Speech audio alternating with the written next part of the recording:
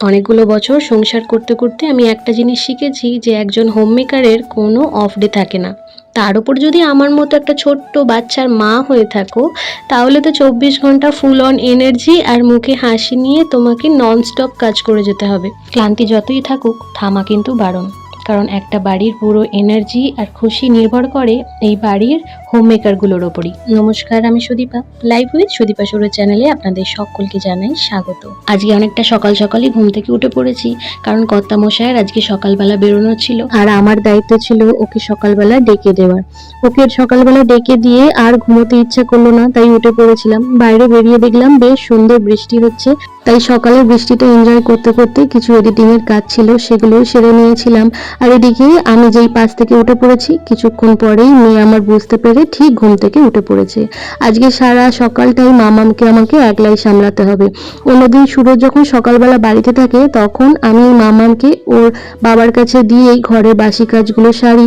তাই আজকে তো বেশ ভালো একটা সুযোগ পেয়েছে। ওকে দান মাজতে বেসিনে দাঁড় করিয়েছিলাম, তারপর থেকে আর বেসিন থেকে নামছে না, জল ঘেঁটেই যাচ্ছে। তাই ওর দিকে লক্ষ্য রেখেই বক বক করতে করতে আমি হাতের কাজগুলোও সেরে নিচ্ছি। আমার না বর্ষাকাল খুব পছন্দের, কিন্তু আমাদের বাড়িতে একটাই সমস্যা, সেটা হলো চারদিকটা বড্ড বেশি স্যাঁতস্যাঁত করে।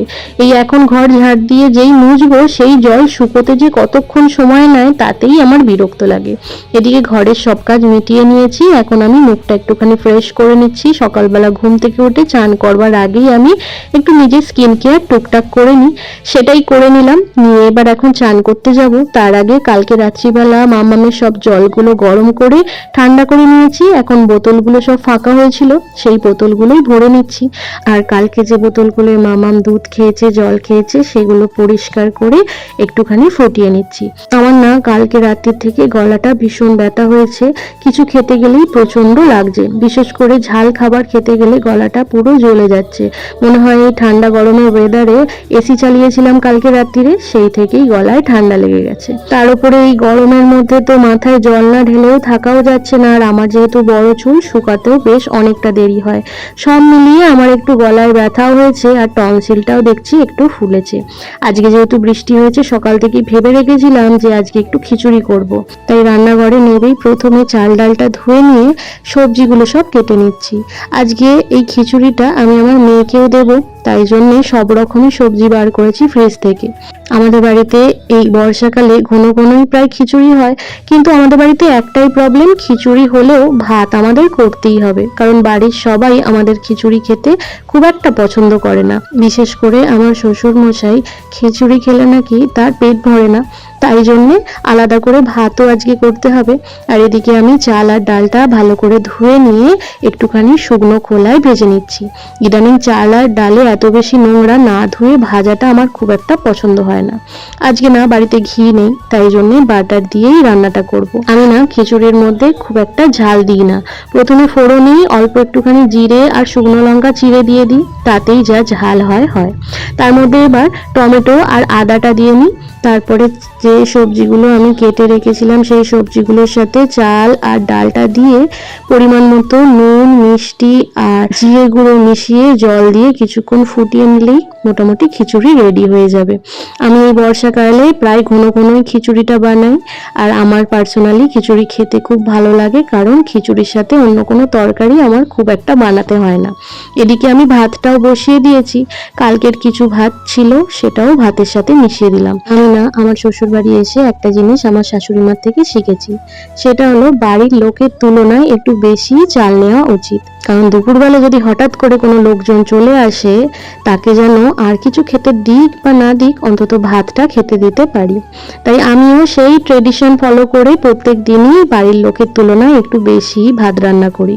আমাদের বাড়িতে যখনই কেউ আসুক না কেন, আর কিছু খেতে পাক আর নাই পাক, দুমুঠো ভাত খেতে পাবে। এদিকে বিকালে হয়ে গেছে, আর মেয়ের আজকে হঠাৎ করে ইচ্ছা হয়েছিল ছাদে আসবার। আজকে তো ওয়েদারটা বেশ ঠান্ডা, আর বাইরে বেশ হাওয়াও দিচ্ছে, তাই জন্য উপরে ছাদে এসে একটু বসলাম। আর সঙ্গে একটু আইসক্রিমও নিয়ে এসেছি। সুরজ বাড়ি ফেরবার সময় মেয়ের পছন্দের ভ্যানিলা আইসক্রিম নিয়ে এসেছিল, তাই শুধু শুধু ছাদে বসবো কেন, হাতে করে একটুখানি আইসক্রিম নিয়ে উপরে চলে এলাম। এদিকে ছাদে আজকে খুব সুন্দর হাওয়া দিচ্ছিল। আমাদের বাড়ির পিছনটা না পুরো ফাঁকা হয়ে গেছে, জানেন? আমাদের বাড়ির পিছনে প্রচুর আম গাছ যাচ্ছিল। বেশ অনেকগুলো গাছই কিছুদিন আগে কেটে পরিষ্কার করা হয়েছে, তাই পিছনটা বেশ পরিষ্কার আর ফাঁকা লাগছে। ছাদে এবার আস্তে আস্তে ঝিরিঝিরি বৃষ্টি পড়তেই আমরা নিচে চলে এসেছি। এখন যাব নিচে রান্নাঘরে, তার আগে সন্ধ্যেবেলা খাবারের জোগাড় করে নিই। কিছুদিন আগেই যে ভেজিটেবলগুলো বানিয়েছিলাম সেগুলো ফ্রিজের মধ্যে ফ্রোজেন করে রেখে দিয়েছিলাম। এখন সেগুলোই আজকে ভাজবো, ভেজে সবাইকে সন্ধ্যেবেলার খাবারের সাথে দেব।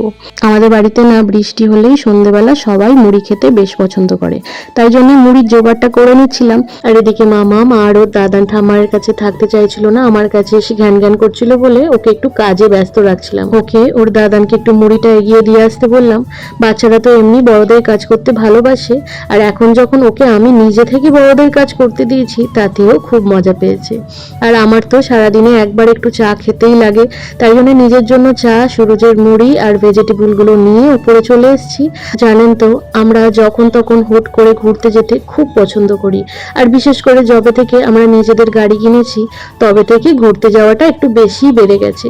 তাই হঠাৎ করে এই বৃষ্টিতে সুরজের মনে হয়েছে দুদিনের জন্য কোথাও ঘুরতে যাবে। তাই জন্য কোথায় যাব সেটা প্ল্যান করছিলাম, আর অনলাইনে দেখে নিচ্ছিলাম কোন হোটেলে থাকলে সুবিধা হয়। এবারের রাইডটাই না আমরা ভেবেছি আমার বাপিমাকে নিয়েই বেরোবো, কারণ প্রত্যেকবার আমরা হঠাৎ করে বেরিয়ে পড়ি রাত্রিবেলা, আর সকালবেলা পৌঁছে ফোন করি যে আমরা ঘুরতে এসেছি।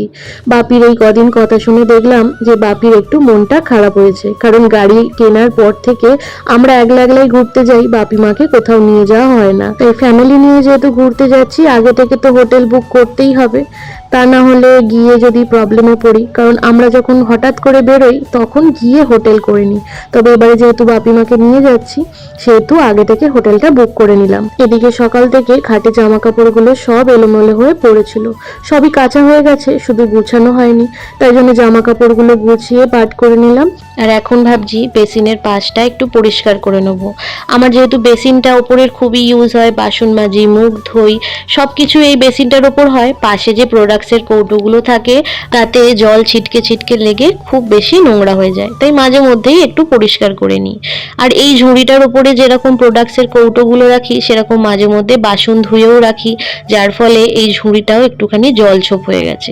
তাই সব কিছু একসাথে ধুয়ে পরিষ্কার করে নিচ্ছি। আমার না ঘরের যে কোনো জায়গা নোংরা লাগলে সেটা সঙ্গে সঙ্গে পরিষ্কার না করলে বড্ড বিরক্ত লাগে, তাই যখনই পারি আমি আমার মতো সব জিনিসটাকে গুছিয়ে পরিষ্কার করে রাখার চেষ্টা করি। আমি না দেখেছি আমি কোনো কাজ কাল করব করে যদি ফেলে রাখি সেই কাজটার প্রতি আমার কোনো মতেই কোনো আগ্রহ হয় না। তাই জন্য এখন যখন যে কাজটা করব বলে আমি মনে করি সেটা তখনই করে নেওয়ার চেষ্টা করি। যাই হোক, আজকের ভিডিও এইটুকুনি। যদি আমার ভিডিও ভালো লাগে প্লিজ লাইক, শেয়ার, সাবস্ক্রাইব করতে একদম ভুলবেন না। দেখা হবে নতুন একটা ভিডিওতে।